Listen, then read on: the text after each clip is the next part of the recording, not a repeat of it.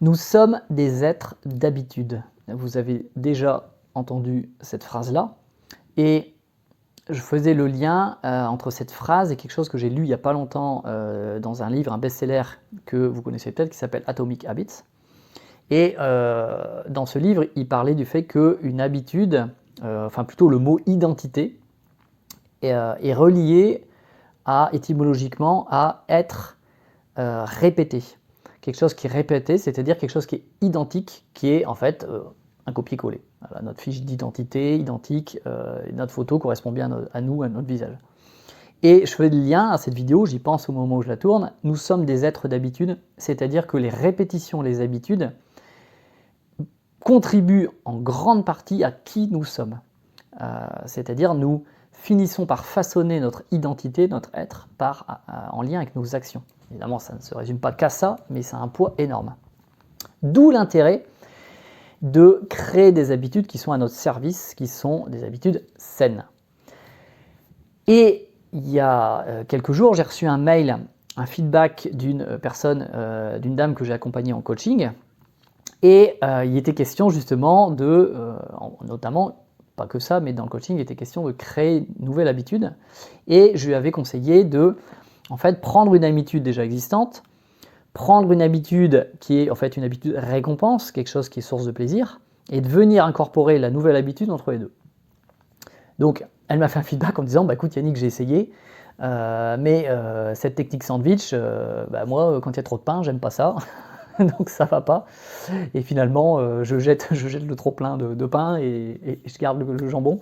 J'ai bien aimé la métaphore. Donc ça n'a pas marché. Elle a réussi avec un autre de mes conseils dans une vidéo précédente, pas celle d'avant, celle encore d'avant sur les to-do list, plus un autre conseil qu'on lui avait donné, qui elle a mixé les deux pour arriver à créer cette nouvelle habitude. Et je lui ai répondu par mail, merci pour votre feedback parce que ça me donne l'idée de parler de quelque chose d'autre, complémentaire, qui peut aider les gens à créer de nouvelles habitudes. Et en fait, il y a une seule habitude ultra puissante à prendre pour créer de nouvelles habitudes ou changer vos habitudes. Cette habitude ultra puissante, c'est traquer vos habitudes. Alors, dit comme ça, c'est incompréhensible, c'est normal. En pratique, qu'est-ce que ça donne? Depuis plusieurs jours, j'ai mis en place une habitude qui est d'ouvrir un fichier Excel dans lequel j'ai listé mes habitudes déjà ancrées et dans ce tableau Excel, j'ai rajouté des habitudes nouvelles que je veux créer. Et je mets des 0 et des 1 dans les cases. 0, donc chaque jour, les lignes, c'est chaque jour qui passe, et les colonnes, c'est les habitudes. Et en fait, je les ai mis dans l'ordre, mes habitudes. C'est-à-dire, je me lève le matin, mon réveil sonne à telle heure, je me lève juste après m'être levé, je fais un peu de méditation, à telle heure, je vais prendre mon petit déjeuner, pendant que le thé chauffe, je commence à faire des exercices, quand le thé est chaud, donc sans rentrer dans tous les détails, comme je suis en train de vous l'expliquer là, mais dans mon fichier Excel, je dis prendre le petit déjeuner, faire du sport, etc., etc. Et là-dedans, j'ai incorporé des nouvelles colonnes qui sont les habitudes que je veux mettre en place. Et en fait, au départ, peu importe que je le fasse ou non, je vais me concentrer sur une seule chose, c'est traquer mes habitudes en mettant des 0 et des 1. Et chaque jour, j'ai une moyenne qui est faite et qui est mise à jour sur est-ce que oui ou non, quel est mon pourcentage de réussite. 100%, j'ai fait toutes les habitudes prévues dans la journée, les anciennes et les nouvelles, et moins si évidemment j'ai mis des 0. Et en fait, l'être humain déteste, en auto-jugement, il déteste voir ces chiffres rouges et le fait de voir avec les formules conditionnelles d'Excel, de voir en fait que on n'a pas la loupiote de moyenne qui est suffisamment verte avec le dégradé de couleur. Et en fait, ça marche super bien. Là, il y a un petit peu tôt pour vous faire un feedback complet. J'espère pouvoir y penser, le faire dans quelques semaines.